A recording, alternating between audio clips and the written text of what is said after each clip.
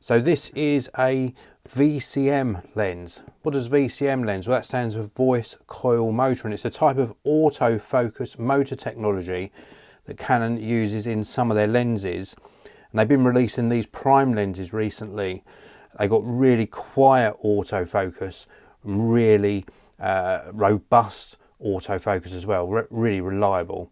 So I'm very excited to have this lens to unbox for you and also to use in my videos. It should be a really good performer. So when we're unboxing this, first thing we're presented with is the European warranty information. We've also got some information about the lens itself. Then we do get a nice lens bag. I like these pouches because if you've got a few lenses that you're using and perhaps you've got some that aren't in use, then you can store them, keeps them nice and dust free and protected.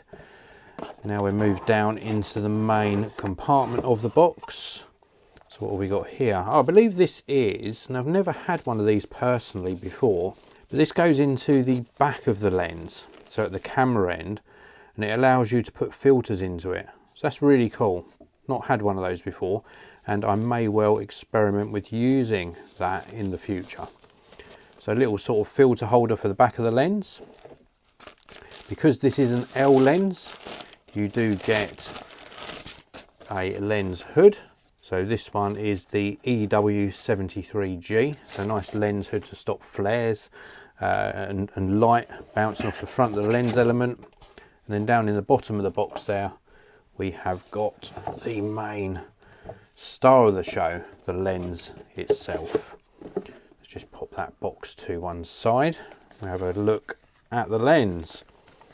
So this is a 24mm. This is a prime lens. Wow, this feels top quality. That's got a nice, it's not a heavy lens, but it's got a nice substantial solid feel to it. So let's take a look around the lens. So we start at the front. We've got that nice front element of the lens. Very nice indeed. You can see here, if you are going to put a filter or some sort of protection on the front, 67mm. Nice cover for the front of the lens. Let's take a look at the back element of the lens. So there we've got the back element. We have got some rubber sealing around the lens as well. So we've got some weather resistance in these as well. And then we have got an aperture ring here as well. So this aperture ring is in automatic mode at the moment, but I think we have to unlock it. Yeah, it's there. So you've got an iris switch just there. So you do have to pull this forwards to unlock, and then we can move this and manually control the aperture. Now it's a declicked aperture ring, so this is really ideal for video use. Nice and smooth. Very silent if you're changing the aperture during video. Obviously you can use this to change the aperture during photography, but I would say the main use for that is for photography. And then if we push the iris switch to the front again, we can pop it back round into auto mode. Whilst we're looking at the side of the lens here, we have also got a programmable button on the side. We've got an autofocus and manual focus switch as well. And then we've got the really nice smooth focus ring. No zoom ring on this one because this is a prime lens, so it's fixed at 24mm, but very smooth action to that focus ring. And we've also got the control ring on the front, which has got a click to it, and you can program this in your menu settings for your camera to control certain aspects of the camera. For example, you could set it to control white balance settings, and then you can easily switch between them using the control ring. This is a really substantial lens, very nice indeed. 24cm is the closest focal distance from the front of the lens, which is really good.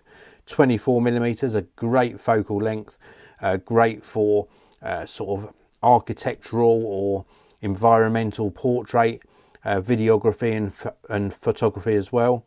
Great for all different uses. I'm going to be using this primarily for video use. This is the Canon 24mm f1.4L VCM. Build quality is top notch. I can highly recommend it.